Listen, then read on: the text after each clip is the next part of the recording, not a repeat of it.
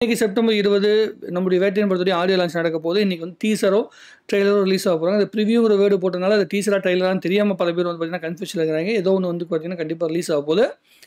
படத்தை பற்றிய ஒரு ஃபஸ்ட்டு லுக் அப்படிங்கிற விஷயம் மாதிரி, அதாவது படத்தை பற்றி நம்மளுடைய முதல் அபிப்பிராயத்தை வந்து இன்றைக்கி நம்ம உணர போகிறோம். அதுக்கு முன்னாடியே வந்து பார்த்தீங்கன்னா நம்மளுடைய ஃபஸ்ட்டு சிங்கிள் மனசில் வந்து மிகப்பெரிய ஹிட் ஆச்சு. அதுக்கப்புறமேட்டு ஹண்டர் வண்டாருங்கிற ஒரு பாட்டுடைய சின்ன கிளிம்ஸையும் மட்டும் நம்மளுடைய அனிருத் போட்டிருந்தாரு. இன்றைக்கி பாட்டு ரிலீஸ் ஆகும்போது அந்த பாட்டு ரிலீஸ் ஆயிரும் அப்படின்னு சொல்லி பார்த்துட்டு இருந்தோம். பார்த்தா திடீர்னு இப்பயே ரிலீஸ் பண்ணிட்டாங்க. ஏன்னா மொத்த ஆல்பம் பார்க்கும்போது இந்த ஒரு பாட்டு தனியாக தெரியாது அப்படிங்கிறனால முன்னாடியே ரிலீஸ் பண்ணிட்டாங்க. லைக்கா ரிலீஸ் பண்ணுறது முன்னாடி அனிருத்தும் சோனி மியூசிக் வந்து ரிலீஸ் பண்ணிட்டாங்க. பயங்கரமான ஒரு பாட்டு. அதாவது தலைவருக்கு வந்து பார்த்தீங்கன்னா ஹுக்கும் பாட்டு வந்துச்சு இல்லைங்க போன வருஷம். அந்த மாதிரி வந்து ஒரு சூப்பர் ஸ்டார் அப்படிங்கிற அந்த விஷயத்துக்கான ஒரு எக்ஸைட்மெண்ட்டை கொடுக்குற பாட்டு. நான் சின்ன வயசுலேருந்தே நிறைய படங்களில் வந்து பார்த்தீங்கன்னா தலைவர் சம்மந்தப்பட்ட படங்கள் அந்த சூப்பர் ஸ்டார் அப்படிங்கிற விஷயம் வந்து பார்த்தீங்கன்னா ரசிகர்களால் கொண்டாடப்படுறதுக்காக ஒரு பாட்டு வந்து உருவாக்கப்படும். அதில் வந்து அந்த சூப்பர் ஸ்டார் யாருன்னு கேட்டால் சின்ன குழந்தையும் சொல்லும் அப்படிங்கிற பாட்டு 1989 வந்ததுலேருந்து அவருடைய இந்த பல படங்களில் வந்து அந்த சூப்பர் ஸ்டார் அப்படிங்கிற விஷயம் வந்து பார்த்தீங்கன்னா மென்ஷன் செய்யப்படும். அது வந்து டைரக்டரும் அதே மாதிரி வந்து ப்ரொடியூசரும் முடிவு பண்ணுற விஷயம். ரஜினி சார் முதல்ல சூப்பர் ஸ்டாருங்கிற டைட்டில் போடும்போதே அவர் வேணான்னு சொன்னவர் தான் அவர் ஆக்சுவலி. ஆனால் வந்து ரசிகர்கள் வந்து கேட்குறாங்க. அதே மாதிரி வந்து நம்முடைய பாலச்சந்தர் சார் வந்து கன்வின்ஸ் பண்ண பிறகு தான் வந்து பார்த்திங்கன்னா அதை ஒத்துட்டு இருக்காரு. அதுக்கு பிறகும் கூட வந்து பார்த்தீங்கன்னா இப்போ கடைசியாக வந்து நம்முடைய அர்ச்சனா அவர்களுடைய பேட்டி இப்போ கூட வந்து பார்த்தீங்கன்னா சூப்பர் ஸ்டார்னு சொல்லும்போது கூட நீங்கள் வேறு அதெல்லாம் வந்து சொல்லிக்கிட்டு அது பெரிய ஒரு இஷ்யூவாக இருக்குது அப்படின்னு சொல்லிட்டு இருந்தார். அப்புறம் ஜெயிலர் படத்துலையும் அதே மாதிரி தான் ஜெயிலருடைய ஆடியோ லான்ச்சில் அதான் சொன்னார். அது வந்து இதை விட ரொம்ப தெளிவாக நீங்கள் புரிஞ்சுக்கணும்னா 2003 நம்முடைய சாமி படத்துடைய வெற்றி விழாவில் வந்து பார்த்தீங்கன்னா சூர்யா இருக்கார், நம்முடைய விஜய் இருக்காங்க. இப்போ வந்து பார்த்தீங்கன்னா இப்போ இருக்க கரண்ட் ட்ரெண்டுக்கு பார்த்தீங்கன்னா கங்குவா படம், அப்புறம் இந்த கோட் திரைப்படம், அதற்கு பிறகு நம்முடைய வேட்டையின் திரைப்படம், இந்த 3 திரைப்படங்களுக்கு தான் பெரிய வந்து ஒரு டிஸ்கஷன் ஓடிட்டு இருந்துச்சு. இந்த 3 பேருமே ஒரே மேடையிலேருந்து அந்த 2003 சாமி ஆடியோ லான்ச்சில் மட்டும்தான். ஸோ அந்த சாமி ஆடியோ லான்ச் அப்போது ரஜினி சார் வந்து இங்கே ஒவ்வொருத்தங்களை பற்றியும் விக்ரமை பற்றியும் சூர்யாவை பற்றியும் விஜய் அவர்களை பற்றியும் எந்த அளவுக்கு வந்து புரிதலோடு பேசியிருந்தார் அப்படின்னு யோசிச்சு பார்க்கணும். சூர்யா அப்போ காக்க படம்லாம் நடித்து வந்து முன்னாடி வந்துட்டுருக்காரு. விஜய் அவர்கள் வந்து பார்த்தீங்கன்னா அப்போ தான் திருமலை படம் வந்து நடித்து அடுத்த ஸ்டேஜுக்கு வந்து வந்துட்டுருக்காரு. ஒரு ஆக்ஷன் ஹீரோவாக வந்து ஃபுல்லாக மோல்டை வந்துட்டுருக்க டைம் வந்து பார்த்திங்கன்னா அந்த டைம் தான். ஸோ அப்போ கூட ரஜினி சார் வந்து பார்த்திங்கன்னா அவர் எந்த அளவு புரிஞ்சிருக்காரு. அவர் வந்து இந்த விஜய் அவர்கள் வந்து வெளியே பார்க்கும்போது ரொம்ப சாதாரணமான வந்து ஒரு ஆக்டராக இருக்கார். ஆனால் வந்து ஸ்க்ரீனில் பார்க்கும்போது பயங்கரமாக இருக்கார் அப்படின்னு சொல்லிட்டு அவர் சூப்பர் ஸ்டார் அப்படிங்கிற ஒரு டைட்டிலுக்கு வந்து அவர் விளக்கம் சொல்கிறார். எந்த காலத்தில் யாருடைய படங்கள் வந்து நல்ல லாபம் வருதோ, யாருடைய படங்கள் வந்து ஏற்றுக்கொள்ளப்படுதோ, யாருடைய படங்கள் வந்து மக்களால் எல்லா மக்களாலையும் வந்து ரசிக்கப்படுதோ அவங்க தான் சூப்பர் ஸ்டார் அப்படிங்கிற வார்த்தையை அவர் சொல்லியிருக்காரு. அந்த சூப்பர் ஸ்டார் அப்படிங்கிற அந்த டைட்டில் இருக்குதுல்ல, அது மேலே ஏன் எல்லாத்துக்கும் ஒரு ஆசை வந்திருக்கு அப்படின்னா, அது வந்து ரஜினி சார் அந்த டைட்டிலுக்கான ஒரு என்ன சொல்லுவாங்கன்னா ஜஸ்டிஃபிகேஷன் கொடுக்குறாருல, அதுதான் அந்த டைட்டிலுக்கான காரணம் நான் நினைக்கிறேன். சரி, முதல்ல பாட்டை பற்றி பேசிட்டு வந்துடுறோமே. இந்த பாட்டில் வந்து பார்த்தீங்கன்னா ரொம்ப பிடிச்ச விஷயம் வந்து அந்த சூப்பர் ஸ்டார் பாரடா அப்படி இப்படின்னு சொல்லி ஒரு லைன் வருதுல, அந்த லைன் நம்ம ஆல்ரெடி கேட்டிருக்கோம். அது ஒரு அற்புதமான ஒரு லைன் வந்துச்சு. இந்த ஜெனரேஷன் வந்து ரஜினேஷன் ஆனது அப்படின்னு சொல்லிட்டு புதுசாக ஒரு வார்த்தை வந்து பார்த்தீங்கன்னா ரஜினி ரசிகர்களுக்கு கொடுத்துருக்காங்க. ரஜினேஷன் அப்படிங்கிற வார்த்தை, ரஜினிஸ்ட் வாங்க அப்படிங்கிற வார்த்தை, ரஜினிசம் அப்படிங்கிற வார்த்தையெல்லாம் அந்த பேட்டை படத்தப்போ வந்து பயங்கரமாக பேசப்படுச்சு. நீங்கள் அதுக்கப்புறம் நிறைய பேர் பார்த்தீங்கன்னா அந்த கமலிசம், விஜயிசம், விக்ரமிசம், சூர்யாயிசம் அப்படின்னு சொல்லிட்டு அந்த இசம் அப்படிங்கிற வேர்டே வந்து பார்த்தீங்கன்னா அந்த பேட்டை படத்துக்கு பிறகு தான் ரொம்ப அதிகமாக பயன்படுத்தப்பட்டாங்க. இந்த ரஜினிஸ்ட் அப்படிங்கிற வேர்டும் ரஜினிசம் அப்படிங்கிற வேர்டு வந்து பயங்கரமாக இம்பாக்ட் உருவாச்சு அப்படிங்கிறனால எல்லாருமே போட்டுக்கிறாங்க. அவங்களுடைய தலைவருக்கு அவங்க போட்டுக்கிறது ரொம்ப ரொம்ப நல்ல விஷயம் தான். அது ரொம்ப ஸ்போர்ட்டிவான விஷயம் தானே.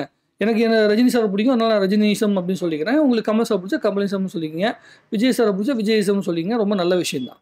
ஆனால் இந்த வந்து என்ன பண்ணியிருக்காங்கன்னா நிறைய நேற்றுலேருந்து இல்லை 2 நாளாகவே வந்து அந்த சூப்பர் ஸ்டாருங்கிற ஒரு பாட்டு வரப்போகுதுன்னு தெரிஞ்சவொடனே அந்த ஹுக்கும் பாட்டு மூலமாக பாதிக்கப்பட்ட சில குரூப் என்ன பண்ணுறாங்க அப்படின்னா, ஐயோ தலைவர் நீங்கள் தான் சூப்பர் ஸ்டாரு, நாங்கள் வந்து ஒத்துக்கிறோம் அப்படி இப்படின்னு உருட்டிட்டு கிடந்தாங்க. நீ ஒத்துக்கிட்டாலும் ஒத்துக்கலினாலும் அவர் தான் சூப்பர் ஸ்டார்.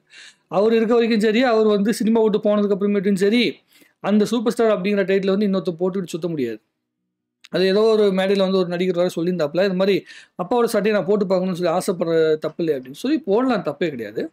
அது அப்பாவே வந்து பார்த்தீங்கன்னா அந்த சட்டையை வந்து கொடுத்துருக்காரு ஆல்ரெடி. நீ அந்த சட்டைக்கு உண்டான தகுதியை வளர்த்துக்கிட்டீங்கன்னா பரவாயில்ல. சும்மா ஏனோ தானோன்னு சொல்லி ஒரு சட்டையை மாட்டின்னு ஆசைப்பட்டோம்னா அது நடக்காது. அதாவது எப்படின்னா எப்படி சொல்கிறதுனா அந்த தகுதியை வளர்த்துக்கிட்டு இருக்கிற அப்புறமேட்டு அப்பாவே வந்து இந்த அந்த சட்டையை போட்டுக்க அப்படின்னு சொல்கிறது வேறு, அல்லது மக்களாக பார்த்து அந்த சட்டையை கொடுக்குறதுங்கிறது வேறு. ஆனால் மக்களை கொடுங்கன்னு சொல்லி கேட்டு வாங்குறது அப்படிங்கிறது வேறு. இங்கே ரஜினி சார் கமல் சார் 2 பேருமே ஒரு அற்புதமான ஒரு இம்பாக்டை வந்து இந்த சமூகத்தில் உருவாகியிருக்காங்க. திரை சமூகத்தில் அவர் டெக்னிக்கலாக நிறைய விஷயங்களை கமல் சார் கொண்டு வந்திருக்காரு. ரஜினி சார் வந்து வியாபார ரீதியான எல்லையை வந்து விரிவடைய வச்சிருக்காரு. ரஜினி சார் வந்து அந்த வியாபார எல்லையை கடக்கலினா இப்போ இவங்க சொல்லிட்டு இருக்கிற மாதிரி வந்து ஒரே நாளைக்கு இத்தனை கோடி கலெக்ஷன் அத்தனை கோடி கலெக்ஷனுக்குலாம் வாய்ப்பே கிடையாது. இதை மறுத்தாலும் மறுக்கலாம் வேற ஒன்றுமே உண்மை கிடையாது. அதான் உண்மை. ரஜினி சார் மட்டும் அந்த வியாபார எல்லையை விரிவடைய வைக்கலினா இப்போ நீங்கள் சொல்லிட்டு இருக்கிற இந்த கலெக்ஷன் சண்டைங்கிறது ஒன்று தமிழ் சினிமாவில் நடந்திருக்காது. ரஜினி சார் போன ரூட்டுக்குள்ளே ஒழுங்காக இவங்க எல்லாருமே கரெக்டான ரூட்டுக்குள்ளே வந்திருந்தாங்கன்னா இப்போ சினிமாவில் வந்து முதல்ல 1000 கோடியை கடக்கிற சினிமாவே நம்மளோட சினிமாவாக தான் இருந்திருக்கும். ஆனால் அந்த இடத்துக்கு கொண்டு போகல. 2018 வந்த 2.0 படமே வந்து பார்த்தீங்கன்னா கிட்டத்தட்ட வந்து 800 கோடி கிட்ட கலெக்ஷன் வந்திருக்குதுன்னா யோசிச்சு பாருங்க.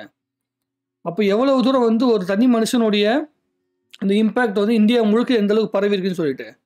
நீங்கள் பாகுபலி படம் அப்படின்னா கூட இந்த ராஜமௌழி மிகப்பெரிய பட்ஜெட்னு சொல்லி ஒட்டுமொத்த இண்டஸ்ட்ரியுமே சேர்ந்து கொண்டு போய் அந்த படத்தை கொண்டு போய் மேலே கொண்டு போனாங்க. 2.0 படத்தப்போ எத்தனை இண்டஸ்ட்ரியில் இருக்க அத்தனை பேருமே வந்து பார்த்தீங்கன்னா வாழ்த்து சொல்லியிருக்காங்களா?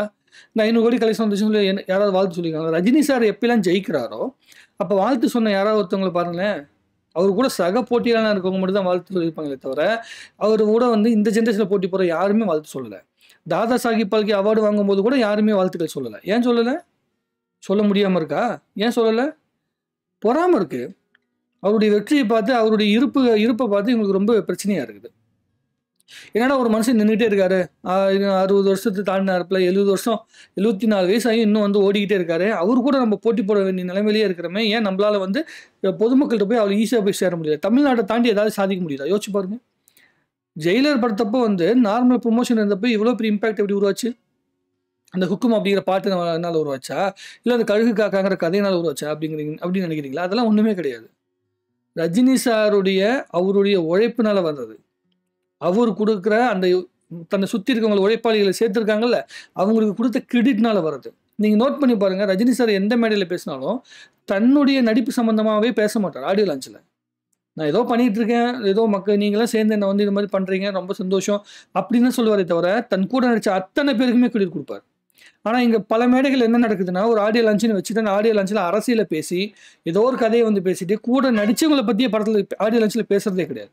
இவங்களாம் நல்லா பண்ணியிருக்காங்க, இவங்களுடைய கேரக்டர் சூப்பராக இருக்குன்னு ஒரு மேடை ஆடியோ லான்ச் எதுக்கு தெரியுமா வைக்கப்படுது? அந்த படம் முடிஞ்சிச்சுன்னு வச்சுங்களேன், அதில் நடித்த நடிகர்களுடைய ஒட்டுமொத்த அந்த ஃபீலையுமே காட்டுறதுக்காக தான். அவங்களுக்கு ஒரு விசிபிலிட்டி கிடைக்கணும். இப்போ வந்து பேப்பரில் வந்து ஆடு போடும்போது கூட வந்து பெரிய பெரிய ஆக்டர் இருக்காங்களா, அந்த படத்துடைய ஆக்டரோட அந்த மெயின் ஹீரோ தான் போடுவாங்க பேப்பர் ஆடில். அதை தவிர்த்து வேற யாருக்குமே பெரிய கிரெடிட் கிடைக்காது. நீங்கள் ஆடியோ லான்ச்சில் பேசுறதை வச்சு தான் பேச முடியும், அவங்களால வெளியே வந்து பேச முடியும். ஸோ இவர் நல்ல நடிகர் போல, இவருக்கு வாய்ப்பு கொடுக்கலாம் போல, இவங்க வந்து இந்தளவு நடிச்சிருக்காங்கன்னு டேரக்டர் சொல்கிறாரு, ரஜினி சார் சொல்கிறாரு அப்படிங்கிற அந்த இம்பேக்ட் தான் அவங்களுக்கு அடுத்த வாய்ப்புகளை கொடுக்கும். ஆனால் அது மாதிரி எத்தனை பேர் பண்ணுறாங்க? நீங்கள் பேட்டையில் நடித்த எத்தனை பேர் வந்து வாய்ப்புகளோடு நின்றுட்டுருக்காங்க? இன்னும் ஜெயிலில் நடித்த எத்தனை பேர் இன்னும் வாய்ப்புகளோடு நின்றுட்டுருக்காங்க? ஆனால் மற்ற ஆக்டர் நீங்கள் பாருங்கள், அந்த ஆக்டர் மட்டும்தான் அவன் பெரிய லைட்டாக இருப்பார். மீதி எல்லாருமே வந்து வருவாங்க, அப்படியே டைலூட் ஆயிடுவாங்க. அவர் கூட வந்து சப்போர்ட்டிங் அடிச்சு நடித்தா பல பேர் இருக்க மாட்டாங்க. அதுதான் இங்கே இருக்க மிகப்பெரிய பிரச்சனை. ரஜினி இதெல்லாம் எதுக்கு சொல்கிறேன்னா, ரஜினி சார் வந்து ஏன் சூப்பர் ஸ்டார்னு வந்து கொண்டாடிக்கிட்டே இருக்காங்க, ஏன் வந்து எல்லா ஜென்ரேஷன் ஆட்களுமே அவர் கொண்டாடுறாங்க அப்படின்னா, எல்லா ஜென்ரேஷனுக்குமே அவர் ஒரே மாதிரி தான் நடந்துட்டுருக்கு. இங்கே சில பேர் வந்து ட்விட்டரில் வந்து இந்த பாட்டு வந்ததுக்கு அப்புறமேட்டு நான் ஏன் பாட்டை பற்றி பேசாமல் இந்த பாட்டுடைய இம்பாக்டை பற்றி பேசிட்டு இருக்கேன்னா, இந்த இம்பாக்ட் தான் அதிகமாக பேசப்படும். பாட்டை விட இந்த இம்பாக்ட் தான் பயங்கரமாக பேசப்படும். சூப்பர் ஸ்டாருங்கிற டைட்டில் வந்து யாராவதுங்க கொல்லப்புறமாக தூக்கிட்டு போயிடலான்னு சொல்லி ரொம்ப முயற்சி பண்ணிட்டு இருந்தாங்க. அது வந்து அதுக்கு முன்னாடி வரைக்குமே வந்து என்ன சொல்லுவாங்கன்னா, யார் அடுத்த ரஜினி அப்படி தான் பேசிகிட்டு இருப்பாங்க. திடீர்னு ஒரு சில பேருக்கு என்ன ஆயிடுச்சுன்னா, சூப்பர் ஸ்டாருங்கிற பட்டத்து மேலே ரொம்ப ஆசை வந்துருச்சு. ஏன்னா யாரை பார்த்தாலுமே அந்த டைட்டில் கார்டு அப்படின்னாலே சூப்பர் ஸ்டார் டைட்டில் கார்டு தான் வந்து பயங்கரமாக பேசப்பட்டுச்சா. ஸோ அந்த டைட்டில் கார்டை நம்ம போட்டுக்கிட்டா எப்படி இருக்கும் அப்படிங்கிற ஆசை எல்லாத்துக்குமே இருக்கும். அது இருக்கிறது வந்து மாற்றுக்கருத்து கிடையாது. ஏன்னா 40 வருஷமாக ஒருத்தர் கொண்டாடிட்டு இருக்காங்க அப்படின்னா நம்மளையும் அந்த மாதிரி கொண்டாடினா நல்லாயிருக்குன்னு ஆசைப்பட தப்பு இல்லை. உனக்குன்னு ஒரு பேர் கிடைச்சிருக்குல்ல, அந்த பேரை கொண்டாடிட்டு இருந்தாலே சந்தோஷம். தன்னுடைய பேரை விட இன்னொரு பேர் ரொம்ப நல்லா இருக்குன்னு சொல்லி என்னைக்கு ஒன்று ஆசைப்பட்டானா அப்பயே அவனுடைய பேர் ஆட்டோமேட்டிக்காக டைலூட் ஆயிடும், அடுத்த ஸ்டேஜுக்கு போகாது. ரஜினி சார் என்ன பண்ணாரு, அந்த சூப்பர் ஸ்டாருங்கிற டைட்டில் வந்து தலையில் வச்சுக்கிட்டு ஆடலை. அந்த டைட்டில் வந்து அவருடைய படத்தில் போகிறதோடு சரி, அவருடைய ரியல் லைஃபுக்குள்ளே அந்த டைட்டில் சுற்றிக்கிட்டு அவர் ஆடலை. இன்னொரு விஷயம் என்னென்னா, ஏன் ரஜினி ரசிகர்கள் எல்லாருமே வந்து அவ்வளோ பெரிய அளவுக்கு இம்பாக்ட் கொடுக்குறாங்க, ஏன் வந்து இந்த மாதிரி விஷயங்கள் வந்து பேசும்போது சூப்பர் ஸ்டாருங்கிற டைட்டில் பற்றி யாராவது தப்பாக பேசுகிறாங்க ஏன் கோவப்படுறாங்க அப்படின்னா, அந்த டைட்டில் கூட அவன் பயணம் பண்ணிட்டு இருக்கான். இப்போ விஜய் சாரை வந்து ஃபாலோ பண்ணுற வந்து விஜய் சாரோட ஃபேன்ஸில் என்ன போடுவாங்க, தளபதின்னு சொல்லி பேர் போட்டுப்பாங்க. ஆனால் நீங்கள் வந்து ரஜினி சாருடைய ரசிகர்கள்லாம் வந்து அவரோட பேருக்கு முன்னாடி என்ன தெரியுமா போட்டுப்பாங்க, ரஜினின்னு போட்டுப்பாங்க. சூப்பர் ஸ்டார்னு போட்டுக்க மாட்டான், ரஜினின்னு போட்டுப்பான். ஏன்னா ஒவ்வொரு ரஜினி ரசிகனுமே அவருடைய தலைவருடைய பேரே தன்னுடைய பேர் கூட இணைச்சிப்பான். மற்றவங்களாம் அப்படி கிடையாது. அந்த தலைவர் அந்த ஒவ்வொரு ஆக்டருடைய அந்த பட்டத்தை தான் அவனுடைய பேரில் எடுத்துப்பான். புரியுதுங்களா? ஸோ ஒவ்வொரு ரஜினி ரசிகனுமே ரஜினியாகவே இருக்கணும்னு சொல்லி ஆசைப்படுறவன்.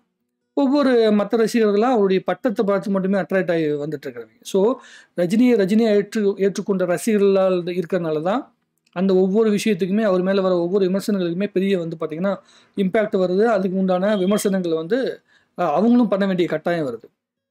ஸோ இப்போதைக்கு என்னென்னா, இன்றைக்கி வந்து ஆடியோ லான்ச்சில் வந்து ரஜினி சார் இன்னும் பேச போகிறாரு. இந்த பாட்டெல்லாம் கேட்டதுக்கு அப்புறமேட்டு சில பேர் உணர்ச்சிவசப்படுவாங்க. உணர்ச்சிவசம்லாம் பட தேவையில்ல. ஒவ்வொரு ரசிகர்களுக்குமே அவங்கள வந்து கொண்டாடுறதுக்கு தகுந்த மாதிரி வந்து ஒரு பாடல் உருவாகத்தான் செய்யும். அதை பார்த்து நீங்கள் ரசிங்க. எப்படி விஜய் சாருக்கு வந்து தளபதினு எல்லா படத்துலையும் வருதோ, அதே மாதிரி வந்து ரஜினி சாருக்கு ஆரம்ப காலத்துலேருந்தே வந்து ஒவ்வொரு இடத்துலையுமே சூப்பர் ஸ்டார் அப்படிங்கிற விஷயமா இருக்கட்டும், என்னோட ராசி நல்ல ராசின்னு சொல்லி அவரை வந்து அந்த கேரக்டரை வந்து இம்பேக்ட் பண்ணுற மாதிரி தான் வந்து படங்களில் வரும். நிஜ வாழ்க்கையில் அவர் அந்த பட்டத்தை தூக்கிட்டு சுற்றலை. அவருடைய படங்களில் திரையில் தான் அந்த பட்டங்கள் வந்து பெரிய அளவுக்கு வந்து பேசப்பட்டு இருக்குது. அதை வந்து ரசிகர்கள் கொண்டாடிட்டு இருக்கும்போது அதை பார்த்து வயிறறியாமல் உங்களுடைய தலைவர்கள் நல்லபடியாக கொண்டாடிட்டு இருக்காங்க. அவங்களும் பெரிய அளவுக்கு வந்து பார்த்திங்கன்னா படங்கள் பண்ணிட்டு இருக்காங்க. அந்த பட்டத்தை வச்சு நீங்கள் கொண்டாடிட்டு இருந்தால் ரொம்ப நல்லாயிருக்கும்னு நான் நினைக்கிறேன். ரசிகர்கள் சண்டை அப்படிங்கிற விஷயம் வந்து எப்பயுமே இருக்கக்கூடாதுன்னு நினைக்கிறேன். என்னை பொறுத்த வரைக்கும் விமர்சனங்கள் இருக்கலாம், கிண்டல்கள் கேலிகள் இருக்கலாம். இந்த அசிங்கப்படுத்துறதுல வந்து ஒன்றும் விஷயம் கிடையாது. இந்த உருவ கேலி பண்ணுறது, அசிங்கப்படுத்துறது, இதுலாம் வந்து எந்த பிரயோஜனமும் கிடையாது. எல்லா வீடியோலையும் அதான் சொல்லிட்டு இருக்கேன். லாஸ்ட் 3 வீடியோக்கெல்லாம் எனக்கு இந்த பாட்டு வந்து ரொம்ப ரொம்ப பிடிச்சிருந்தது. இந்த பாட்டு வந்து செய்ய போகின்ற விஷயங்களை பற்றி பேசணுங்கிறதுக்காக தான் இதெல்லாம் பேசுனது. ஒவ்வொரு பாட்டையும் ஒவ்வொருத்தங்க எப்படி ரசிக்கிறாங்க அப்படிங்கிறத பொறுத்து அவங்களுடைய ரசனைகள் மாறும். இதில் வருகின்ற வரிகள் எல்லாமே ரஜினி சாருக்குன்னு எழுதப்பட்ட வரிகள் மாதிரி ரொம்ப அற்புதமாக இருந்துச்சு. அது மனசுக்கு ரொம்ப ரொம்ப நெருக்கமாக இருந்தது. ஏற்கனவே கேட்ட மாதிரிலாம் பாட்டு இருந்தது. அதெல்லாம் இருக்கட்டும், தப்பு இல்லை. அனிருத் அவர்கள் வேறு ஆப்ஷனே கிடையாது. இப்போ ரீல்ஸ் ஜென்ரேஷன் ஆகி போச்சு. 30 செகண்டில் ஒரு பாட்டை வந்து ஹிட் ஆக வேண்டிய கட்டாயத்துக்கு வந்து மியூசிக் டைரக்டர் ஆடானதுனால வேறு வழியே இல்லை. இருக்கிற சோர்ஸ் வச்சு அவங்க என்ன செய்யணுமோ அதை செஞ்சுருக்காங்க. எனக்கு வந்து கேட்டவொடனே பிடிக்கிற மாதிரி இருக்கா, அவ்வளோதான். இப்போதைக்கு அந்த ஜென்ரேஷன் அவ்வளோதான். காலங்காலமாக நிற்கிற அளவுக்கு வந்து பார்த்திங்கன்னா அனிருத்தும் சில பாட்டுகள்லாம் போட்டிருக்காப்புல. ஸோ இப்போ இருக்கிற இந்த மாதிரி மாஸ் படங்களுக்கு வந்து உடனே ஹிட் ஆகிற பாட்டு தான் வந்து பெரிய அளவுக்கு அதுக்கு வியாபாரத்துக்கு உதவி செய்யும். அப்படிங்கிறனால அனிருத் இப்படி போட்டிருக்காரு அப்படின்னு எடுத்துக்கலாம். மற்றபடி உங்களுடைய கருத்துக்கள் எதுவாக சரி கமெண்ட்டில் போடுங்க. இன்னும் நிறைய பேசுவோம். வாழ்க தமிழ்நாடு, வளர்க தமிழ் சினிமா. ஆடியோ லான்ச் முடிச்சுட்டு நாளைக்கு ரொம்ப டீட்டெயிலாக பேசலாம். நன்றி, வணக்கம்.